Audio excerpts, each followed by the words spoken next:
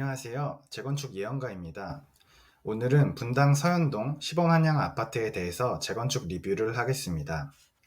시범한양 아파트가 재건축이 가능한 아파트인지 혹은 재건축이 불가능해서 리모델링으로 선회하는 것이 더 나을지 먼저 확인을 해보고요. 재건축이 가능하다면 자력으로 진행할 때 다들 원하는 평형 배정을 받을 수 있는지까지 확인을 하겠습니다. 추가로 이벤트가 있죠.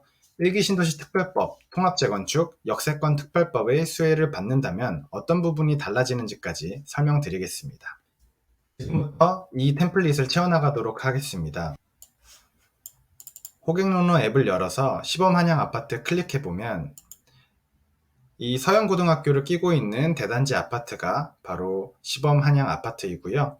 기본 정보를 확인해보면 경기도 성남시 분당구 서현동 91번지, 종전세대수 2419세대, 준공연도 1991년 10월, 용적률 201%를 확인할 수가 있습니다. 이 정보를 템플릿에 기입하도록 하겠습니다.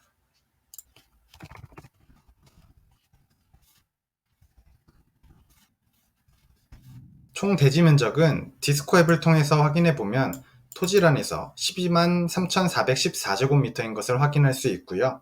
평형 환산 시 37,398평입니다. 토지 이용 계획은 3종 일반 주거 지역이고 용적률 상한은 300%라는 뜻입니다. 이제 종후 세대수를 계산할 건데요. 용적률 상한 최대값 300%를 받기 위해서 대지 기부 체납을 할 거고요.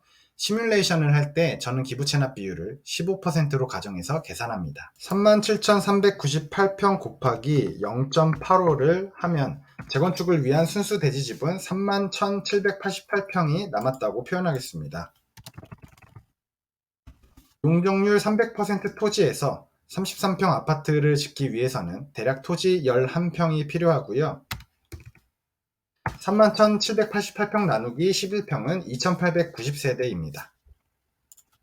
재건축 종전 2,419세대에서 평균 평형 33평형 기준 재건축 종후 2,890세대가 되기 때문에 이것만 봤을 때는 재건축이 가능한 사업성으로 보이지만 그건 종전 평형이 20에서 30평형대 일대의 얘기입니다. 시범한양 아파트의 경우는 중대형 평형도 많기 때문에 재건축 후에 재건축 이전 평형보다는 더 큰 평형 배정이 가능한지 확인해 봐야겠네요. 대표로 14평, 24평, 33평이 재건축 후에 몇 평까지 배정받을 수 있는지 확인해 볼게요. 14평, 24평, 33평 대지지부는 다음과 같고요. 각각 기부 체납 15%를 가정하면 재건축을 위한 순수 대지지부는 다음과 같습니다. 각각 자력으로 배정받을 수 있는 최대 평형까지 다음과 같이 예상합니다. 즉 거의 1대1 재건축으로 진행될 거란 얘기입니다. 자력으로 재건축 진행 시 최소 33평을 보유해야 재건축 후에 안전하게 33평을 배정받을 수 있다 라는 뜻이고, 이때 분담금은 대략 3억 5천만 원에서 4억 정도 나올 것으로 보입니다. 그리고 24평을 보유했을 때는 33평 이상 배정이 어려우며 25평 배정이 예상된다 라고 이해하시면 될 것 같네요. 지금까지 정리하면 리모델링은 가능은 하지만 재건축 사업도 가능해서 결국 재건축으로 진행될 거고요. 종후 33평 배정 받으려면 종전 33평 이상 보유해야 한다. 이벤트 확인하겠습니다.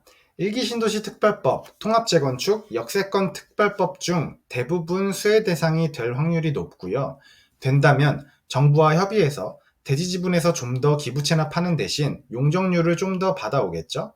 그러면 이때 얻을 수 있는 혜택은 예를 들어 종전 24평을 보유하고 있는 소유주들 기준에서 설명드리면 평형 배정에 있어서 29평에서 33평까지도 배정이 가능하거나 이때 분담금은 3억에서 4억 선을 내셔야 하고요.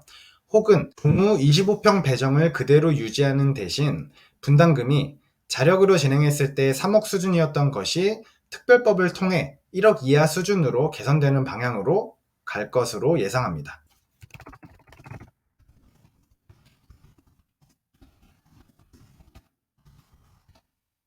총평 정리하면 리모델링 가능하고 재건축은 자력으로 진행 시 타이트한 1대1 재건축으로 갈 것으로 보입니다. 일기 신도시 특별법, 통합재건축, 역세권 특별법에 해당이 될 확률이 높아서 이 방향으로 진행된다면 전체 세대들은 평형선택 자유도의 확대 혹은 분담금 감소의 혜택 중에 선택이 가능할 것으로 보인다로 정리가 됩니다.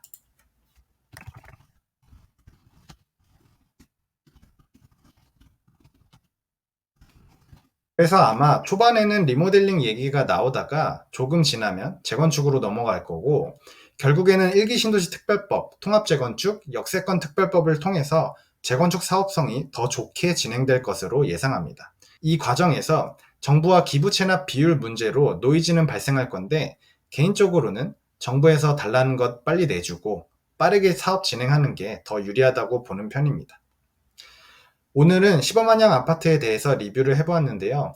궁금하신 점 있으시면 댓글로 남겨주시고, 궁금하신 단지도 남겨주시면 이후에 리뷰하는 데 참고하도록 하겠습니다.